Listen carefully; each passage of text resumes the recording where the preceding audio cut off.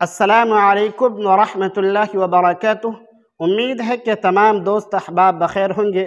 ساتھیوں، آج میں آپ کی خدمت میں تجوید کے متعلق سے کچھ اسباق لے کر کے حاضر ہوا ہوں۔ جی ہاں ساتھیوں، آج میرا جو سبق ہے وہ ہے لحن کا بیان، یعنی لحن کسے کہتے ہیں اور لحن کی تعریف کیا ہے۔ بسم اللہ الرحمن الرحیم۔ لحن کا بیان، تجوید کے خلاف پڑھنے کو لحن کہتے ہیں۔ کیا کہتے ہیں؟ لحن کہتے ہیں۔ لحن کے معنی غلطی کے ہیں۔ کس چیز کے ہیں؟ غلطی کے ہیں۔ لحن کی دو قسمیں ہیں۔ کتنی قسمیں ہیں لحن کی؟ دو قسمیں ہیں۔ نمبر ایک لحن جلی، نمبر دو لحن خفی۔ لحن جلی اور لحن خفی۔ لحن جلی بڑی غلطی کو کہتے ہیں، لحن خفی چھوٹی غلطی کو کہتے ہیں۔ لحن جلی کی تعریف، آج کا میرا جس ٹاپک پہ بات کریں گے وہ ہے لحن جلی، یعنی لحن جلی کی جو مثالیں ہیں وہ آپ کے سامنے رکھنے کی میں کوشش کروں گا۔ لحن جلی کی تعریف، عربی میں جلی بمعنی صاف اور واضح کے آتے ہیں۔ کس چیز کے آتے ہیں؟ صاف کے آتے ہیں، واضح کے آتے ہیں۔ لہٰذا لحن جلی صاف اور واضح غلطی کو کہتے ہیں۔ کس کو کہتے ہیں؟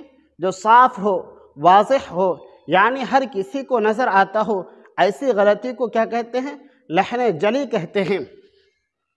عموماً کتب تجوید میں لحن جلی کی تفہیم کے لیے اس کے وقوع کی مندرجہ ذیل 4 صورتیں بیان کی جاتی ہیں۔ کتنی صورتیں بیان کی جاتی ہیں؟ 4 صورتیں بیان کی جاتی ہیں۔ نمبر ایک ابدال حرف بحرف۔ ابدال حرف بحرف یعنی حرف کا حرف کے ساتھ بدلنا، حرف کا حرف کے ساتھ میں بدلنا۔ مثلا علیم کی جگہ علیم پڑھنا، علیم کی جگہ علیم پڑھنا۔ نمبر دو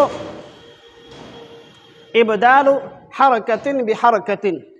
ابدال حرکت بحرکت یعنی حرکت کے ساتھ حرکت کو بدلنا، حرکت کے ساتھ میں حرکت کو بدلنا۔ جیسے انعمت کی جگہ انعمت، انعمت کی جگہ میں انعمت پڑھنا۔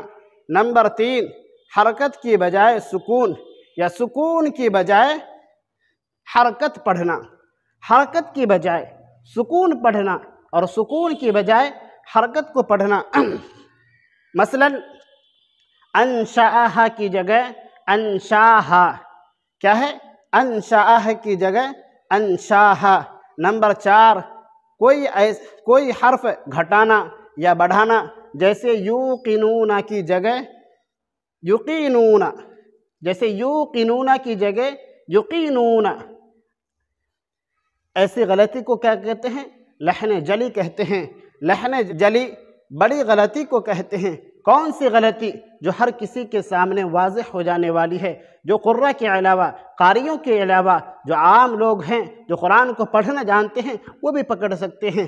ایسی غلطی کو کیا کہتے ہیں؟ لحن جلی کہتے ہیں، یعنی ایسی غلطی جس سے لفظ ہی بدل جائے۔ لحن جلی حرام ہے۔ کیا ہے؟ لحن جلی کیا ہے؟ حرام ہے، اور اس سے پرہیز واجب ہے۔ یعنی پتہ یہ چلا اگر کوئی آدمی لحن جلی غلطی کرتا ہے اور نماز میں کھڑے ہو کر کے اگر لحن جلی کے ساتھ میں قرآن پاک کو پڑھتا ہے تو اس کی نماز نہیں ہوگی۔ جی ہاں ساتھیوں، اس لیے ہمیں چاہیے کہ ہم تجوید کی طرف دھیان دیں۔ السلام علیکم ورحمۃ اللہ وبرکاتہ۔